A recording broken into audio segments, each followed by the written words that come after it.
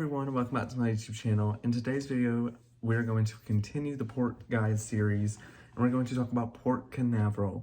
Now, Port Canaveral is one of the busiest cruise ports in the world, housing big cruise ships from Carnival Cruise Line, Royal Caribbean Cruise Line, and it is a constantly growing cruise port. With 7 cruise terminals, you are bound to find a cruise out of there for you. In today's video, we are going to talk about things to do near the port, as the port is a embarkation debarkation port, as well as a port stop for cruises from up north, as well as ways to get to the port, the best places to stay, as well as dining and things to do near the port. All right, let's get into it. All right, up first, let's talk about ways to get to the port.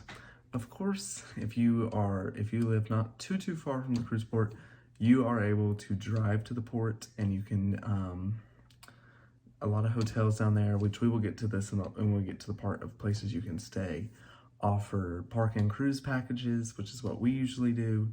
Of course, you can park at the port if you choose to, and there is also off-site cruise parking. But if you live further from the port and you do have to fly, there is quite a few of airports located near the cruise port. These airports include the Orlando Airport, the Sanford Airport, the Melbourne Airport, and a little bit further away is the Daytona Beach Airport.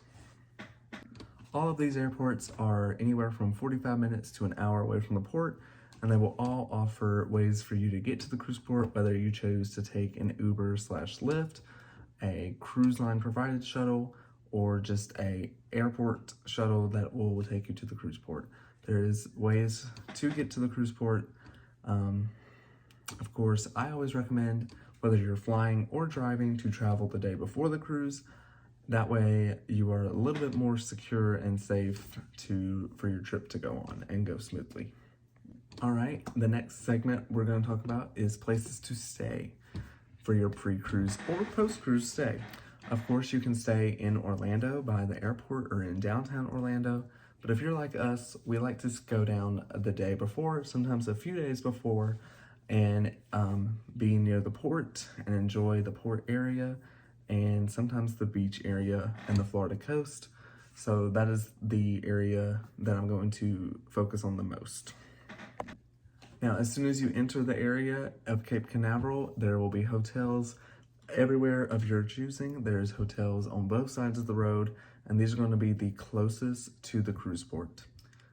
Of course, if you keep going further down, there's more hotels, and they are right by the beach, right on the beach, and there is some across the road, and they just go on down the coast. But these are going to be the closest to the port, and they're really convenient to get all over the town, as they're right there as soon as you come in. Now, on our most recent stay, we stayed at the Radisson, which I highly recommend. You can literally walk out of the lobby of the hotel and see the tops of the cruise ships, and they offer the park and cruise package if you are driving. How that works is you can pay a little bit extra to leave your car in the hotel parking lot, and they will provide a shuttle to the cruise port and a shuttle back to the hotel. We usually do that. Now, in the past, we have stayed a little bit further down into the town, where we were beachfront, staying at the Best Western Cocoa Beach. I highly recommend that hotel if you are wanting to be beachfront or on the beach, or if you're going to be there a couple of days before your cruise. This is a very good hotel to choose. They do offer the park and cruise package with shuttle as well, and you're right on the beach. They have a complex it's like 3 hotel buildings for this complex. So you have one right on the beach, and then you have 2 other ones that aren't on the beach. We usually go the cheaper route by not staying beachfront, but we have stayed beachfront before using this hotel, and I would recommend this hotel to anyone wanting to be right there, steps away from the beach. They have a nice pool and free breakfast. One thing to note, the Radisson does have a restaurant and a very nice pool, which is where we stayed back in January. Definitely recommend the 2 hotels that I have stayed at in Port Canaveral. They were great for our stay. Now, before I go to the next segment of the video, if you are new to the channel and you're liking the video so far, please consider liking this video, share it with someone who is looking to cruise from Port Canaveral or has a cruise coming up from Port Canaveral and they need to know a few more information about the area. And do consider subscribing and hitting the notification bell so you get notified every time I post. Moving on to the next segment of places to eat. Now, if you are in the Cape Canaveral area, not necessarily right beside the port, you're going to be a little bit more limited on your restaurants. There is tons of casual dining. There's Italian, Japanese, Mexican, all sorts of restaurants. If you go a little bit further south to Cocoa Beach, you're going to be able to satisfy your seafood cravings, and if you want some other kinds of food, of course they have that as well, but that is where most of your seafood restaurants are going to be. One that I can personally recommend is Florida Seafood. We've gone there several times.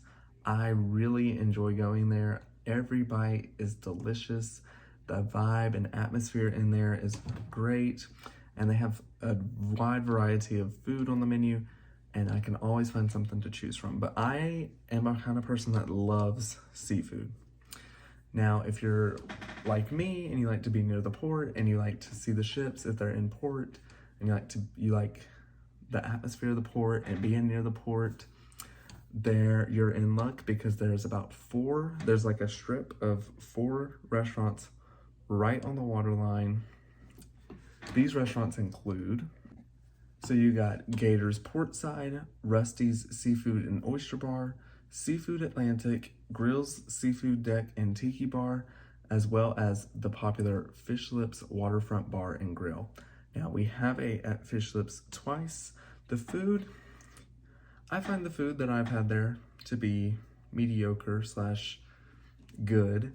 The seafood at the other place I mentioned does tend to rank better, but it's the views you get from Fish Lips is what makes it worth it to go. I think if I went again, I would try something that maybe wasn't necessarily the seafood. But nonetheless, if you are in the area, the Cape Canaveral, Cocoa Beach, Port Canaveral area, there is a restaurant for you, and there is always something for you to be able to eat. All right, now for the next segment, we're going to talk about things to do in the area. Of course, you can spend the day at the beach, baking in the sun and hanging out on the beach. You can always check out all of the souvenir shops in the area, as well as the popular Ron Jon, which is one of the biggest Ron Jons I have ever been to. You can always indulge in all the food options. There is also Jetty Park, where you can watch many ships entering and going out of the channel. Maybe be right up next to a cruise ship, and that is super cool. I love ship spotting in Port Canaveral. Of course, there is the Kennedy Space Center, which is it's just a couple minutes north of the cruise port. We have yet to do that, but it is on my bucket list. I would love to check it out one day. And then, of course, you can head over to Orlando. I do recommend, if you want to spend some time in Orlando, doing it after your cruise, because if you are a roller coaster person like me, there is Universal, there's SeaWorld, there's Disney, of course, and Orlando is full of things to do as well as the Port Canaveral area. So for sure, there is always something for you to do in the area, and you can always find somewhere new to go or something to do. The last thing I want to touch on is debarking your ship from Port Canaveral. As I mentioned at the beginning of the video, this is one of the busiest cruise ports in the world, if not the busiest. And as of the recording of this video, there is 7 terminals there, and some of the largest cruise ships in the world cruise from there or are slated to cruise from there in the near future. So you would think that Port Canaveral, which usually has more than one ship in just about every day, the traffic would be an absolute nightmare. They have perfected debarkation and getting people on and getting people back on. Every time we have cruised from Port Canaveral, the embarkation and debarkation process has been really, really quick and really, really smooth, regardless of the cruise line we choose from. And the traffic tends to not ever get backed up during debarkation, as they have the terminals spread out pretty good distances, and there is tons of ways to get out of the cruise port, of shuttles, Uber lifts. There is tons of different ways. They have definitely perfected the way to get people in and out of the area as quick as possible. And that is all I have for you guys tonight. I hope you enjoyed this video. I hope you learned something about Port Canaveral that you may not have known, or that you learned something about Port Canaveral for your first time going there. If you've cruised from Port Canaveral or have a cruise coming up from Port Canaveral, do let me know. Port Canaveral is one of my favorite cruise ports to cruise from, and you might be seeing me going from Port Canaveral again in the near future. A little bit more on that later, but I will of course keep you guys updated and let you know as soon as I can. And I will see you in the next video. Bye.